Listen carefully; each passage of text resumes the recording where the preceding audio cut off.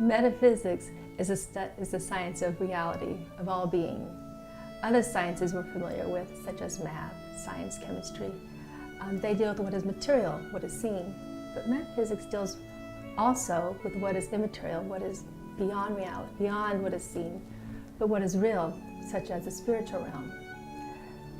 The child, not being weighed down by what is material, readily makes that leap from what is material to what is immaterial, from the physical to the metaphysical world.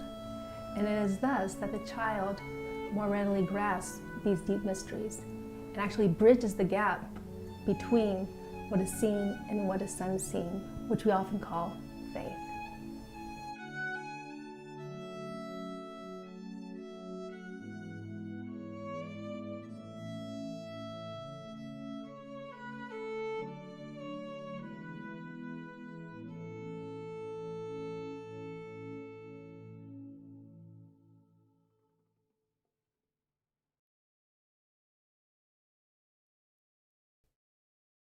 Another area that is important is the need for order, which your sister had mentioned. Maria Montessori, as a scientist, she's actually a Thomist, truthfully, she noted that the world is created and there's order in creation. I know Fibonacci, he talked about how in his own study of creation, he noted that there's a pattern of numbers in creation. And Thomas Aquinas also noted this. And so Maria Montessori, taking that in, said the classroom needs to be a mini cosmos, that in the classroom we need to create an atmosphere which reflects creation, which is that there is beauty and that there is order. And so at the beginning of the year, Sophia Cavalletti states that for the child, love is more necessary than food.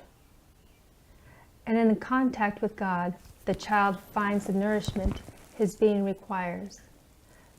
Nourishment the child needs to grow in harmony.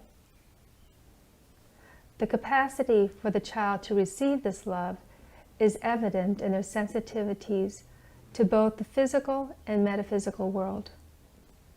These sensitivities to both the physical and metaphysical realities tend to bridge the gap we call faith. They are ripe for these deep mysteries, and most significantly, the deepest mysteries of the Trinity and the Incarnation, which manifest God's being as love. This is readily grasped by the child and satisfies the child's greatest need. To deny them this because we believe it to be too profound is to deny them their nourishment.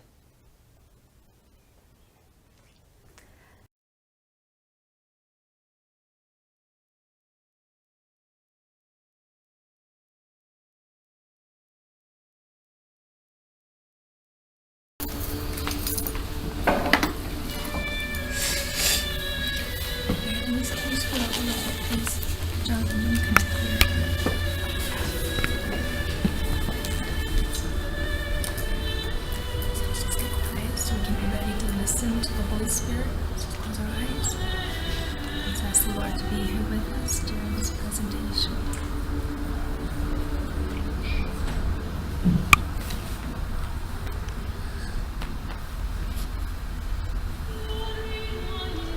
The Lord be with you. And with your spirit.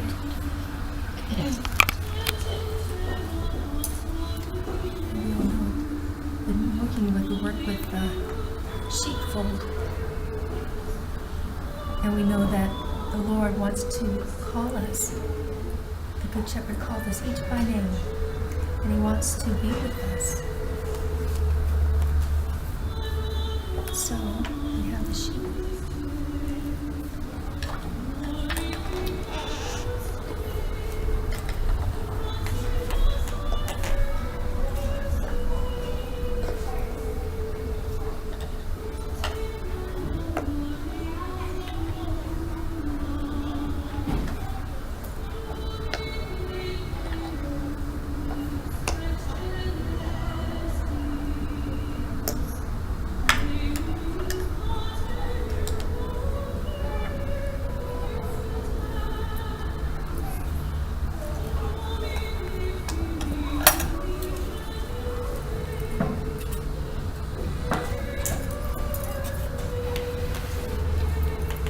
Good Shepherd has called his sheep, and he wants to be with us in a particular way,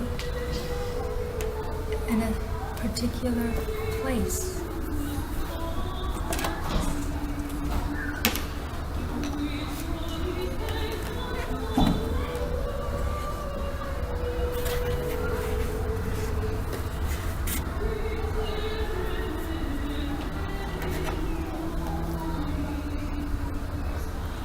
At Mass, the Good Shepherd is with us in a special way.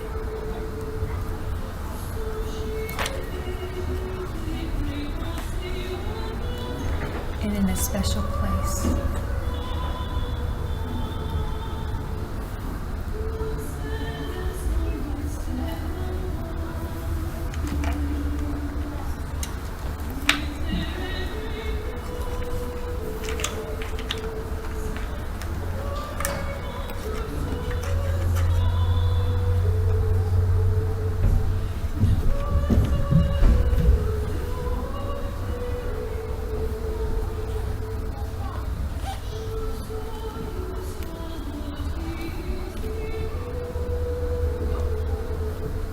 The Good Shepherd calls his sheep to be with him at Mass.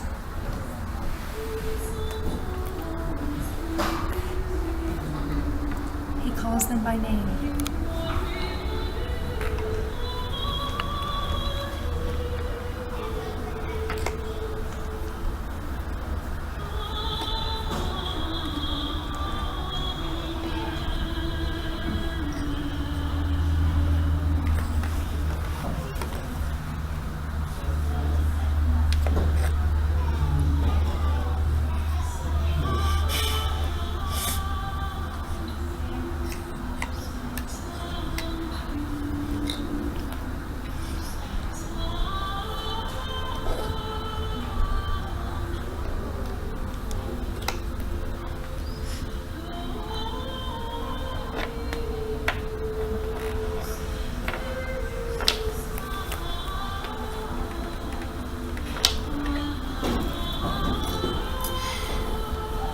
At Mass, Jesus is present with us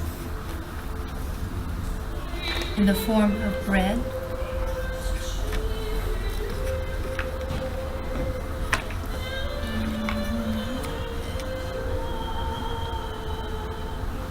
and wine.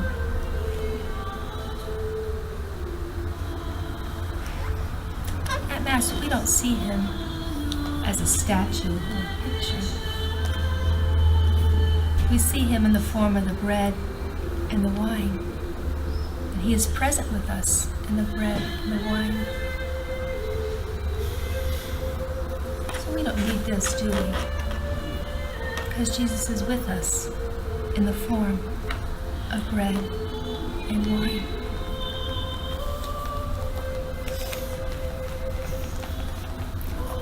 Who are the sheep? Us. We are the sheep.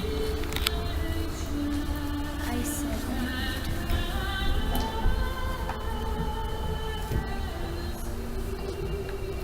We are the sheep.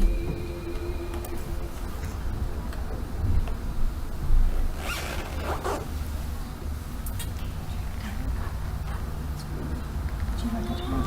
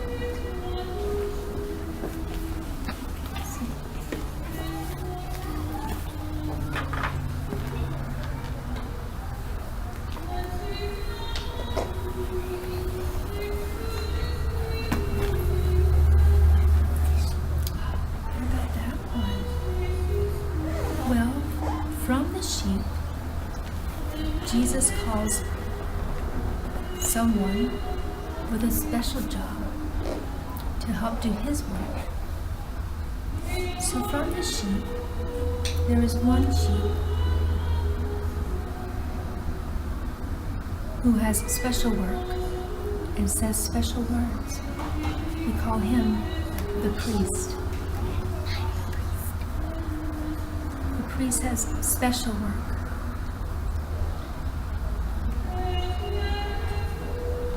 He uses Jesus' words that Jesus gave to us at the Last Supper when he wanted to be with us.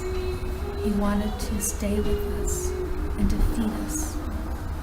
So during the Mass, the priest prays over the bread and the wine. And he says, "Take this, all of you, and eat it. This is my body." Then he says a prayer over the wine. And he says, "Take this, all of you, and drink it. This is my blood."